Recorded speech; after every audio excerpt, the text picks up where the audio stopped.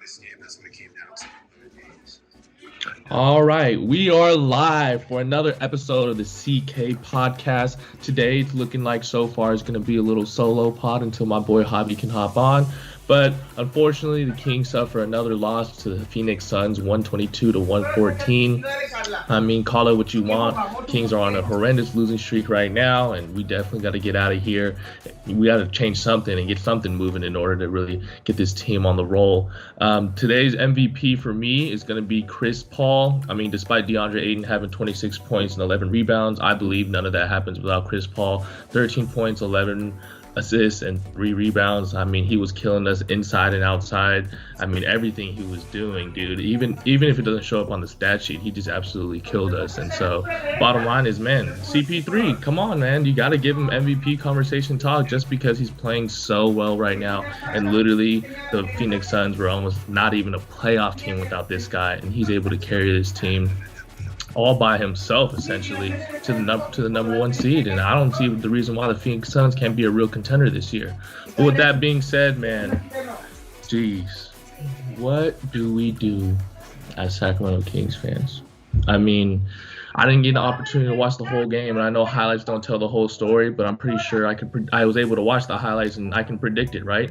Fox, once again, slicing and dicing the D, and then that's it.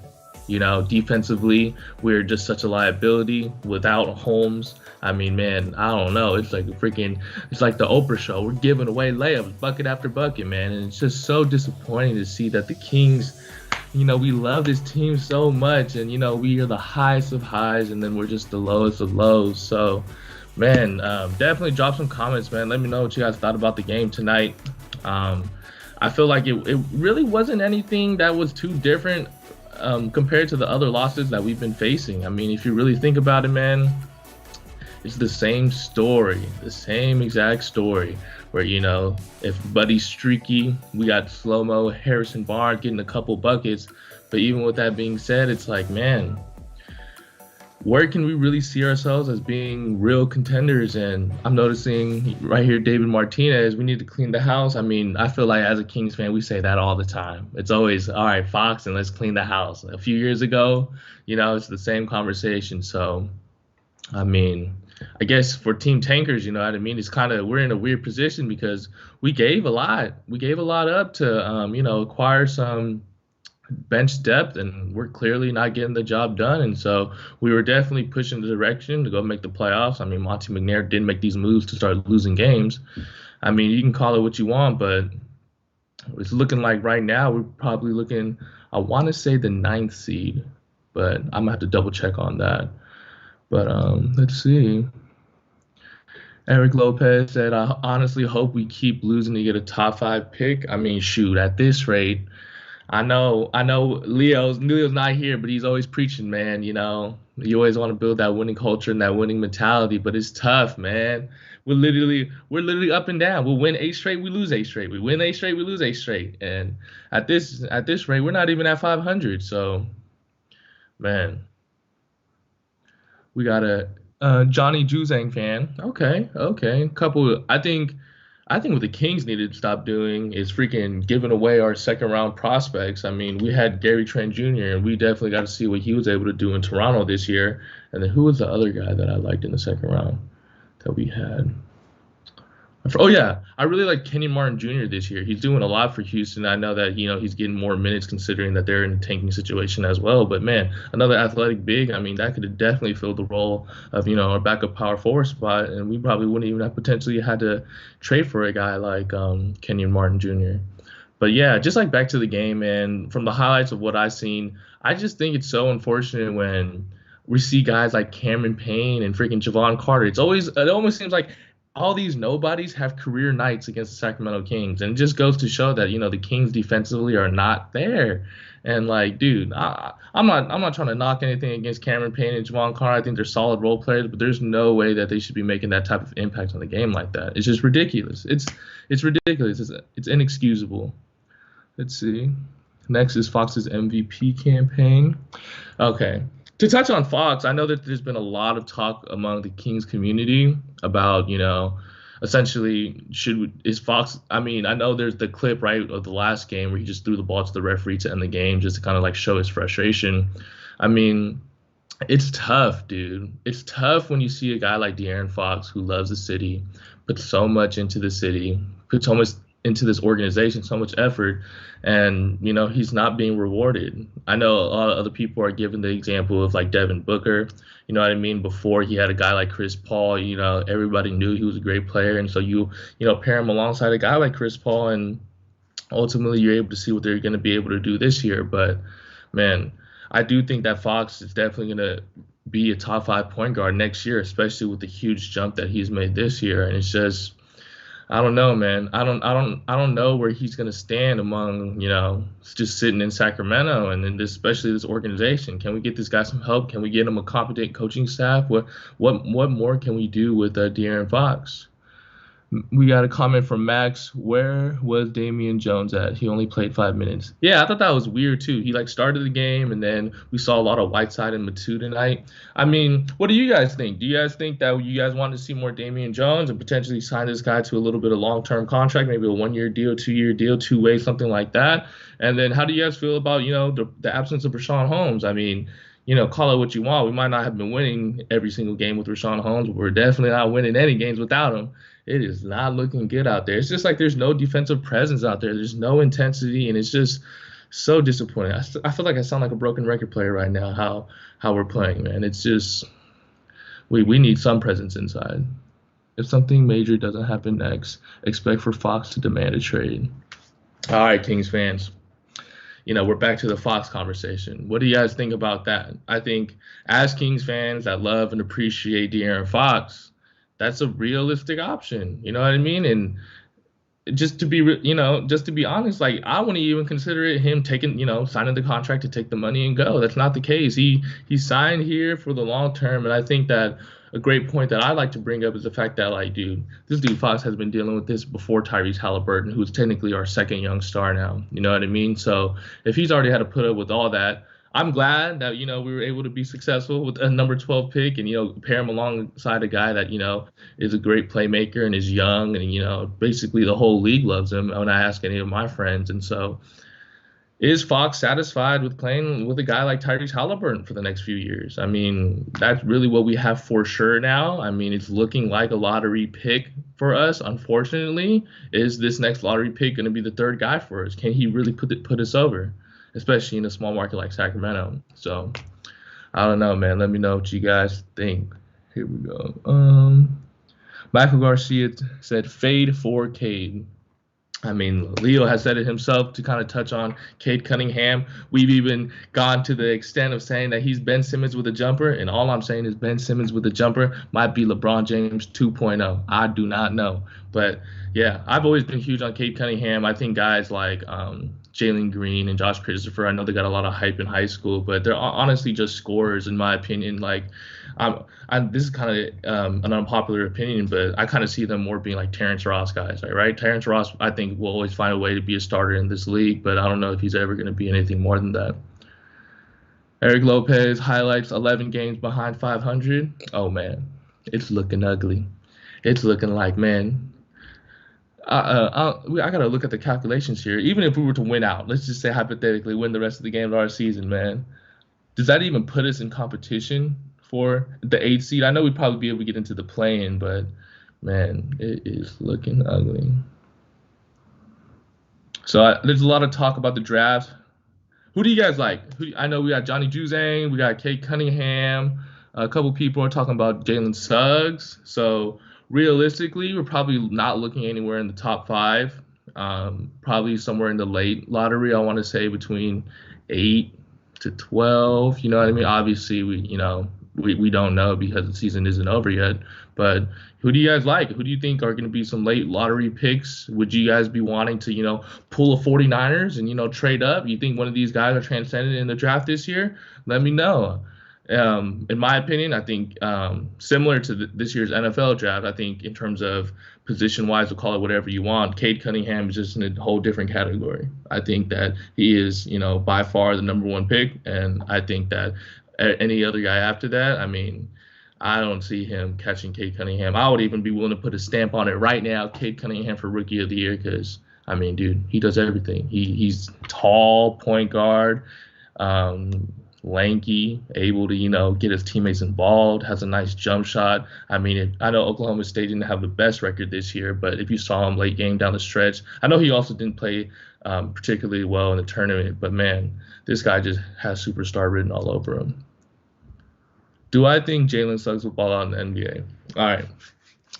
So I've been following Jalen Suggs all throughout high school. I mean, I love watching high school basketball, and it's kind of it is hard for me to really have a stance on this because when you send him to a program, when he decides to go to a program like Gonzaga, right, who's arguably one of the top college basketball programs across the country, and then you pair him alongside great juniors and seniors like, Kispert, Timmy, call it what you want. And so there's just a lot of depth on those teams, and with that being said, you can argue it either ways. You can argue that, it's not easy for, a true freshman to walk in there and basically take control of that team and to be the best player and be a playmaker. But also you have to consider with what he's playing with. So similar to I feel like I'm going back to the NFL draft for some reason. Mac Jones, when he plays with top wide receivers and Devontae Smith, Jalen Waddle, first round picks, it's kind of hard to really get that gauge. What I think the bottom line is, I think Jalen Suggs is a winner. So regardless of his intangibles, this guy wins games. He's always won. I mean, dude, this guy could have literally got a D1 scholarship for football in high school. And so I think wherever he goes, he's going to be able to uplift a team. I definitely would rather take a guy like Jalen Suggs over a guy like Jalen Green, though, most definitely, considering that, he's such a versatile player. Such a versatile player. I love Jalen Suggs. We trade the Lakers' second-round pick for this year. That pick is supposed to be in the 30s. Yeah, I mean, we definitely used our second-round picks that Vlade Divac compiled for us to acquire some guys for our depth. So to kind of just address the second-round pick conversation, what do you guys think about our bench depth so far? I mean, obviously we're not winning games, but hey, we can't lie. That's Terrence Davis dunk yesterday was crazy. I mean, the other day was crazy. So I mean, I like the moves when it happened. I don't know why we're not winning games right now. I mean, you can call it the coaching staff or whatever you want, but it is not looking good right now. Jalen or Cade with Fox and Tyrese. Yeah, we've talked about it before with me and Leo. I think that having a three-headed guard lineup, I would not be opposed to. I mean, yeah, just like Buddha mentioned himself, having that trifecta of, even having Cade at the three, woo, that I feel like could be a future. But then again, I'm going to go on a little tangent here. Dude, the Kings just half-ass everything. We half-assed the push to the playoffs, and then we're half-assing this, if you want to say that we're tanking. So, what are we going to do with the freaking number 8 pick? Well, I think it's been a while since, a pick in that range has become, and turned into a transcendent player. So, I mean, shoot. Do we need to be turned into Philadelphia and then, become the worst team in the league? And then, who knows what happens after that? Or, do we try to turn the corner and turn into a team like the Indiana Pacers that are able to, aren't necessarily in a big market, but are able to consistently make the playoffs? Let's see. Tank Nation. A lot of tankers. Yeah. Hey, I said it once. I'm going to say it again, man. Just because you tank, nothing's guaranteed, man. And, as high as I am on Cade Cunningham, let's be honest, there's a possibility he's a bust. And I don't think he's going to be a bust, but that's definitely a possibility. And so what I would just like to see for the Kings is some goddamn direction. What sucks is, we're just this middle-of-the-tier team, and, call it what you want, but, let me ask Kings fans this question. Would you guys rather be the Oklahoma City Thunder and have all these compiled first-round picks?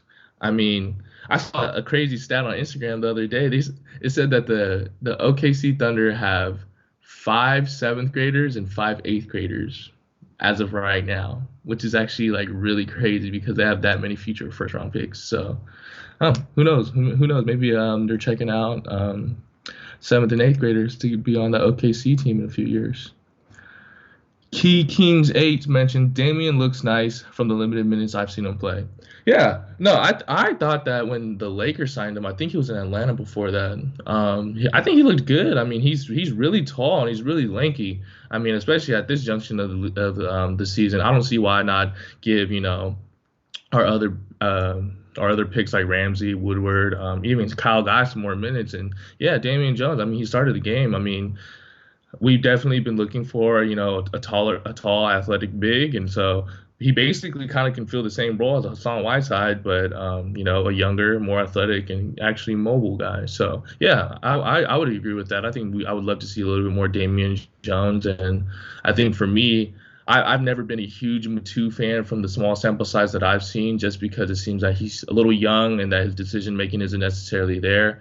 I mean, there's times where he'll give you a quick 4.6 points and then he's like giving up and ones. So I think that just shows a lack of maturity. And so do I think that he can get there? Most definitely. But as of right now, yeah, I'm not huge on Matu.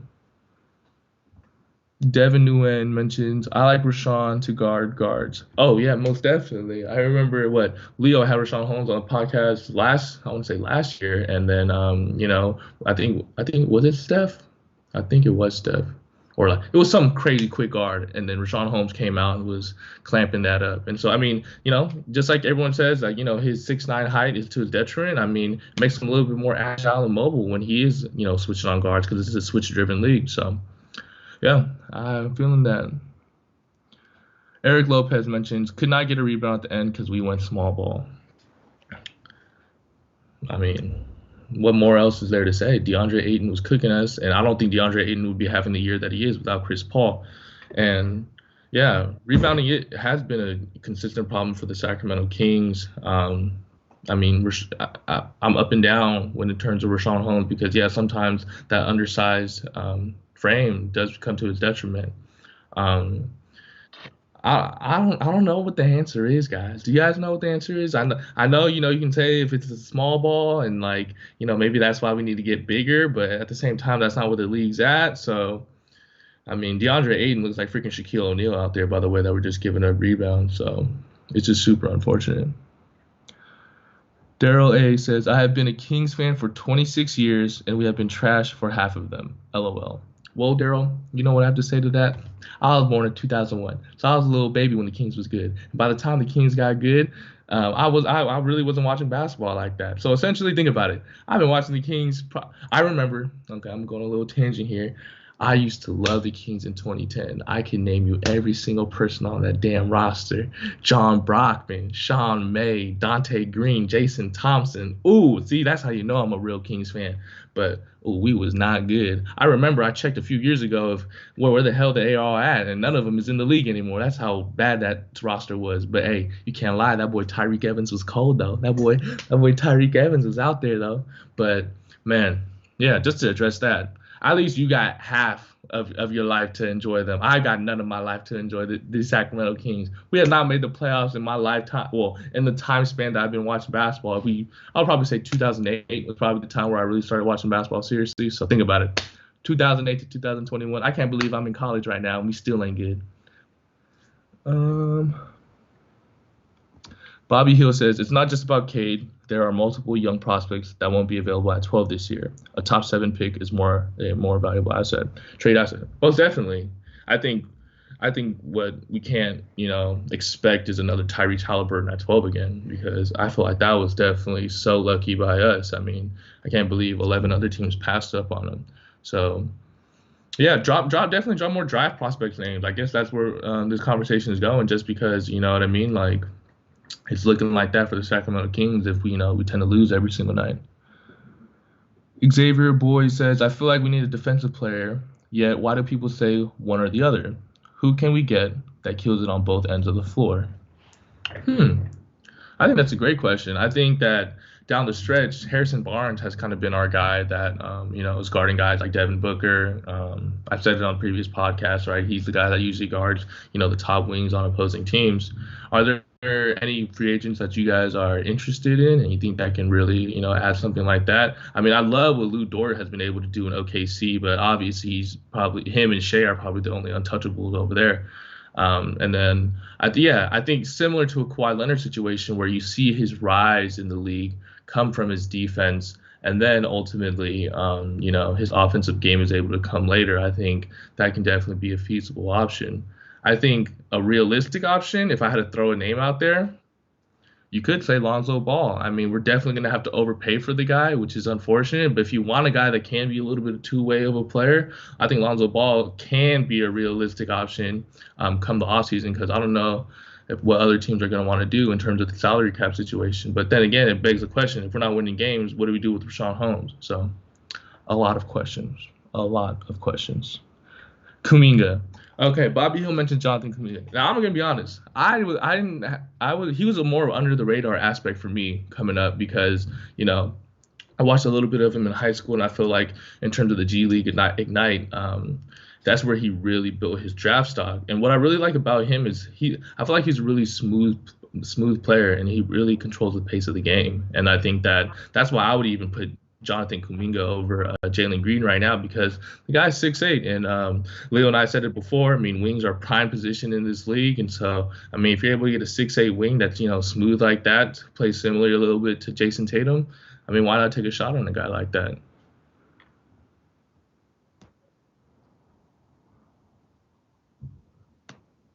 We have a comment here from Chum. It's not like the Kings haven't had chances not to suck, but they didn't draft correctly, Luka, and they fired the only two good coaches this team has had in the last 10 years. Okay.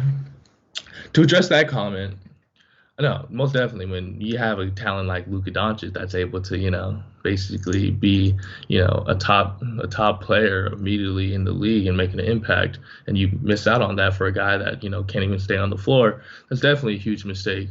But for Kings fans that feel like we just can't draft, dude, a lot of teams can't draft, okay? I think you look at the Phoenix Suns, right? And they've even whipped the ball on the Jalen Smith guy, has he even played a game this year? Who's the other foreign prospect? What's his name?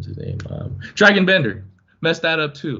And I think even if you look at the Los Angeles Lakers situation, you hand these guys number 2 picks. I mean, obviously, they're going to do something with it. I mean, D'Angelo Russell, number 2 pick. Brandon Ingram, number 2 pick. They even had a Julius Randle, you know what I mean? So I think what it really comes down to is dude, all these teams mess up. All these teams have bad lottery picks. And I think that with Sacramento, the only reason why it's a lot more magnified is the fact that, we're a small market team, and the fact that we continue to lose, and we can't really turn that into anything.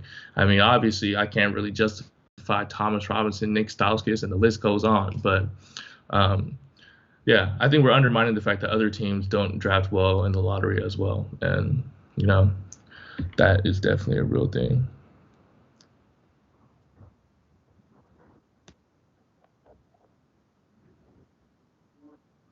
Let's see. Daryl A mentions Mobley, Kuminga, Scotty Barnes late, and Moody 2 are who I would be looking at in the draft. So, I mean, obviously, Mobley and Kuminga, I doubt that they'll be anywhere late in the lottery. However, I am pretty high on Scotty Barnes. I think Scotty Barnes is a very raw prospect, but his wingspan is crazy. So I would love to see him, in a Sacramento Kings jersey, and be able to, add that versatility to the team. And he's a dog. I mean, I've watched him all throughout high school. He played alongside played alongside Kate Cunningham at not Oak Hill, Montverde Academy. And so, I mean, I think Scotty Barnes is definitely a very under the radar prospect. I wouldn't be surprised if he improves his draft stock coming into the draft. But that's a guy that I really like that's under the radar. Key Kings again asks, what do you think about sending our pick for this year and Bagley for a higher pick or a promising young player?